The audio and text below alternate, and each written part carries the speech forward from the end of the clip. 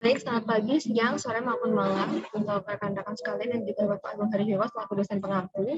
Kami dari Vulkanologi grup pertama yang terdiri dari 19 anggota, yaitu dimulai dari saya, Aurelia Anita Rizky, Deliana Dwi, Delvina Wira, Dia Pusgasari, dan anggota lain yang tertera pada slide berikut. Di sini kami akan menjelaskan mengenai tugas yang telah diberikan pada pada pertemuan sebelumnya, yaitu mengenai potensi bencana gunung api dan pemecahan studi kasus mengapa masih banyak korban pada bencana gunung api dengan outline yang akan disampaikan pada slide selanjutnya. Baik, untuk selanjutnya adalah outline, yang mana diawali dengan pengertian gunung api, yang mana di sini kami menjelaskan secara kompleks dan juga komprehensif mengenai apa saja itu, apa definisi dari gunung api sendiri. Yang lalu dilanjutkan oleh erupsi gunung api. Di sini kami mencoba memprovide dan juga menyebutkan dan juga mengenai apa saja tipe erupsi gunung api dan menjelaskan ciri-ciri dari klasifikasi erupsi tersebut. Dan dilanjutkan oleh bab 3, yaitu bahaya gunung api. Di sini kami memberikan penjelasan mengenai direct and also indirect risk dari bahaya bencana gunung api. Dan dilanjutkan oleh potensi bencana gunung api, di sini kami menyediakan kasus dan juga real time case dari di suatu tempat yang pernah mengalami bencana gunung api sendiri. Dan diakhiri oleh permasalahan di sini kami, yang mana di sini kami mencoba memberikan solusi untuk mentackle permasalahan mengapa masih banyak korban jiwa dari bencana gunung api. Terima kasih. Selanjutnya gunung api. Gunung api ini berperan sebagai titik keluarnya magma dengan produk seperti magma, gas, dan piroplastik. Gunung ini terbagi menjadi dua, yaitu gunung api aktif dan gunung api tidak aktif. Gunung api aktif memiliki ciri-ciri sebagai berikut, yaitu memiliki histori aktivitas erupsi dalam waktu dekat, terdapat aktivitas kegempaan di sekitar lokasi gunung api. Kemudian letusan dari gunung api aktif ini dapat diklasifikasikan dalam klasifikasi letusan atau bisa disebut VEI. Klasifikasi letusan VEI adalah suatu skala numerik yang dapat mengukur ukuran relatif dari letusan yang terjadi dengan menggunakan identifikasi volume material piroplastik dan ketinggian dari kolom erupsi. Selanjutnya adalah erupsi gunung berapi dan bahaya gunung berapi. Erupsi gunung berapi merupakan proses keluarnya magma dari dalam perut gunung berapi yang diakibatkan oleh adanya aktivitas magma maupun pergerakan lempeng tektonik. Beberapa jenis dari erupsi gunung berapi seperti Icelandic eruption, Vulcanian eruption, Plinian eruption, Pelian eruption, Strombolian eruption, dan Hawaiian eruption. Selanjutnya, dari adanya erupsi gunung berapi dapat mengakibatkan beberapa dampak negatif maupun bahaya dari erupsi gunung berapi. Bahaya tersebut dapat berpengaruh terhadap kehidupan manusia baik secara langsung maupun tidak langsung. Beberapa jenis bahaya dari erupsi gunung berapi seperti adanya awan panas, lahar, abu vulkanik, dan jatuhan material hasil letusan gunung berapi. Selanjutnya yaitu ada risiko langsung dari letusan gunung berapi. Yang pertama ada pyroclastic flow. Pyroclastic flow ini terjadi akibat runtuhan tiang asap dari erupsi Plinian. Ada letusan langsung dari satu arah, guguran kubah lava, serta adanya aliran dari permukaan tanah. Untuk kecepatan dari pyroclastic flow ini bervariasi mulai dari 150 sampai 250 km per jam dengan jangkauan yang sangat luas. Dia dapat mencapai jangkauan puluhan kilometer meskipun dia bergerak di atas air.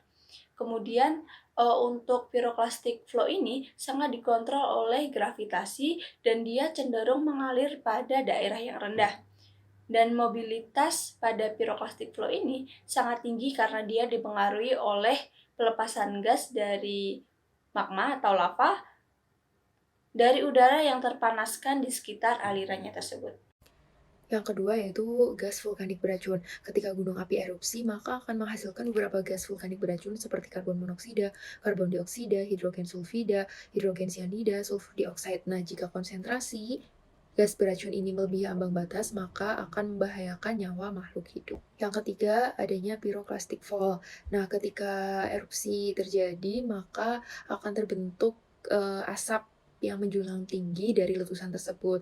Nah, ketika energinya sudah habis, maka abu akan menyebar sesuai dengan arah angin dan akan jatuh ke bumi.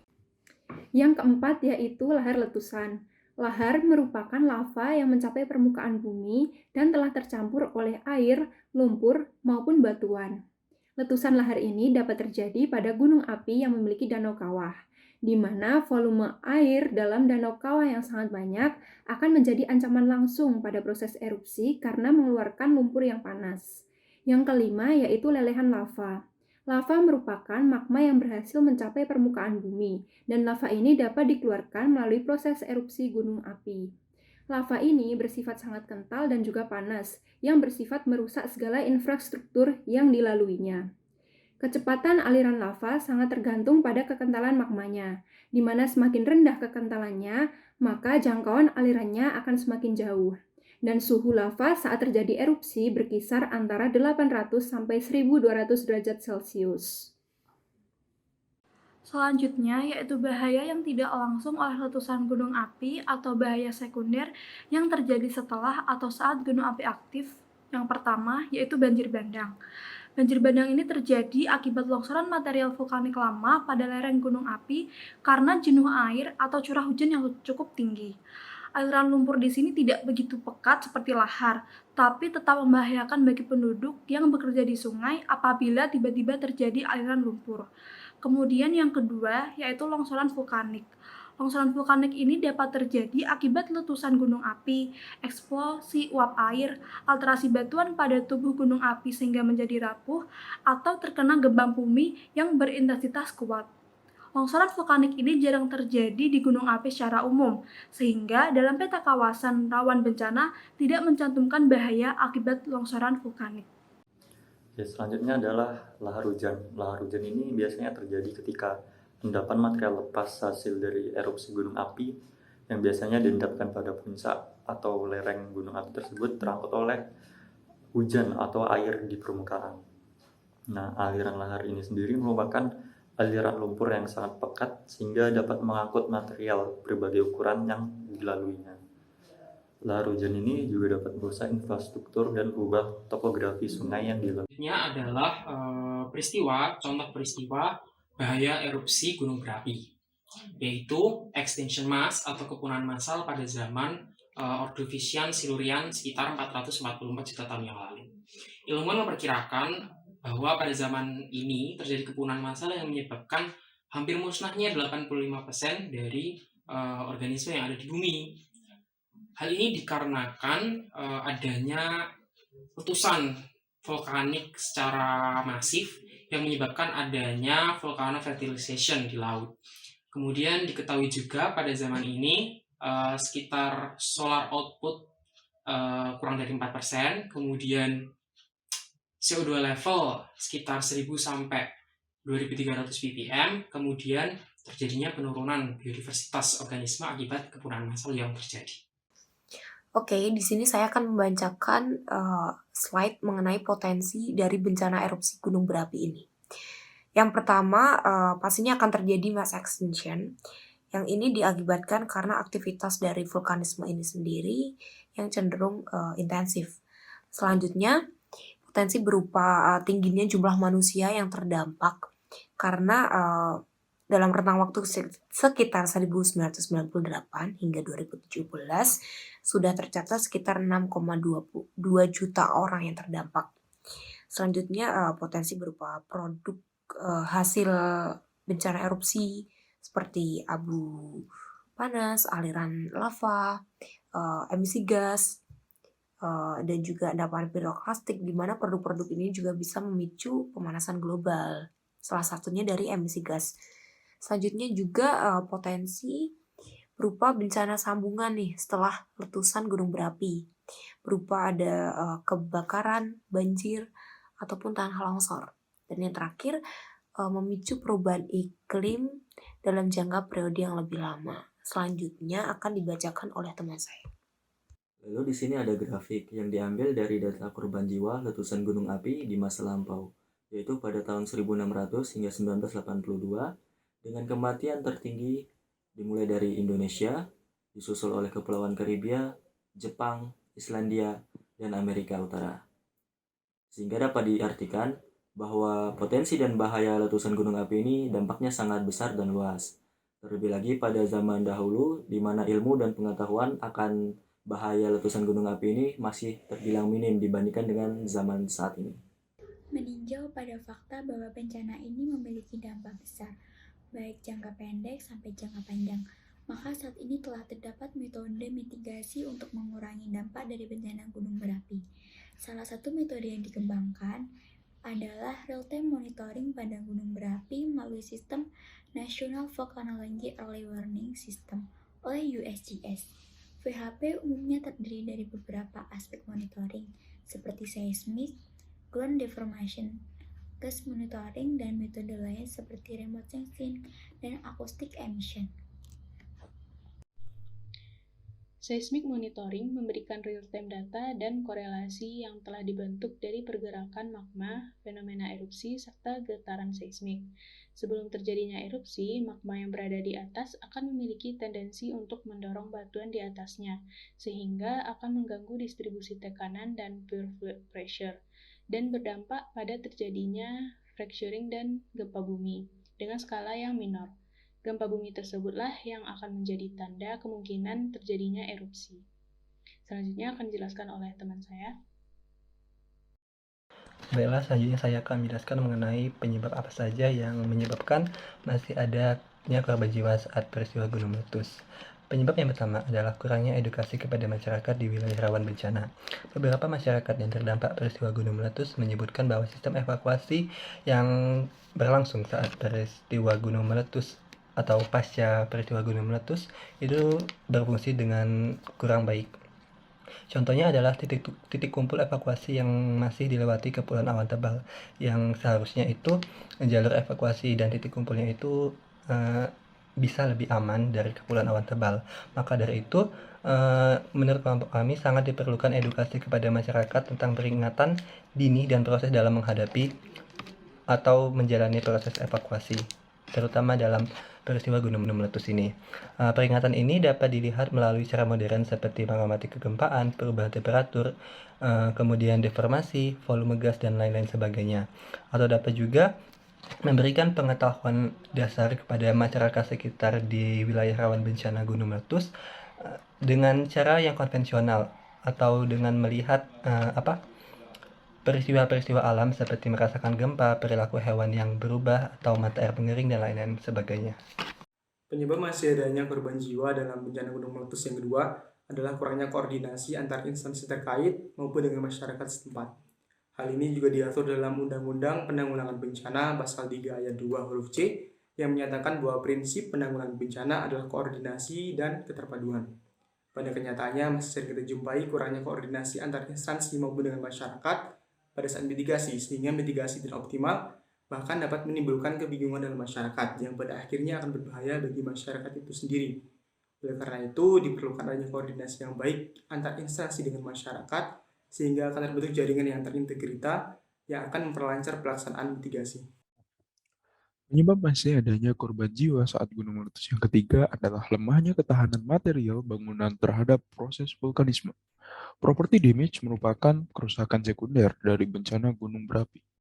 Diperkirakan terjadi kerusakan properti sebesar 1 juta US dollar per tahun dikarenakan bencana gunung api. Selanjutnya nomor 4 adalah fasilitas yang kurang memadai. Early warning system seperti sirene dan juga titik kumpul evakuasi yang malah terdampak erupsi gunung berapi merupakan beberapa faktor yang dapat menambah korban jiwa akibat erupsi gunung berapi. Early warning system ini sendiri merupakan sebuah alat yang berfungsi untuk memberikan informasi terkini terkait kondisi gunung berapi secara aktual dan cepat kepada masyarakat, serta memberikan langkah-langkah apa saja yang harus dilakukan oleh masyarakat untuk mengantisipasi terjadinya erupsi gunung berapi. Terdapat 4 tingkatan dalam status gunung berapi ini sendiri. Yang pertama adalah aktif normal, yang kedua adalah waspada, ketiga siaga, dan keempat adalah awas. Menurut beberapa berita di lapangan menyatakan seperti halnya yang pertama adalah pada Gunung Merapi terdapat sekitar 30 early warning system yang telah terpasang, namun pada 10 diantaranya mengalami kerusakan sehingga tidak dapat digunakan dengan maksimal. Kemudian kita tahu bersama pada peristiwa erupsi Gunung Semeru yang telah terjadi beberapa waktu lalu itu menelan banyak sekali korban jiwa yang ternyata salah satunya disebabkan oleh adanya alat early warning system yang tidak berjalan secara maksimal atau mengalami kerusakan sehingga dapat menambah korban jiwa. Kemudian titik kumpul yang malah dilewati oleh erupsi gunung berapi. Ini juga terjadi pada peristiwa erupsi Gunung Semeru beberapa waktu lalu di mana sejumlah warga menyatakan bahwasanya titik kumpul evakuasi yang awalnya ditetapkan di SDN 2 Sumberwuluh itu nyatanya malah dilewati oleh awan tebal sehingga masyarakat sangat takut dan banyak sekali terdapat korban jiwa akibat titik kumpul evakuasi yang malah dilewati oleh erupsi gunung berapi. Nah, selanjutnya hal yang dapat dilakukan untuk menanggulangi risiko terjadinya bencana gunung api. Yang pertama, yaitu edukasi ke masyarakat mengenai informasi dini tentang alam dan kebencanaan. Pengetahuan dasar mengenai status gunung berapi tentu akan bermanfaat bagi masyarakat sekitar untuk mengetahui kondisi gunung api di sekitarnya, sehingga nantinya mereka dapat mengidentifikasi status gunung tersebut dan memahami dampak setelahnya.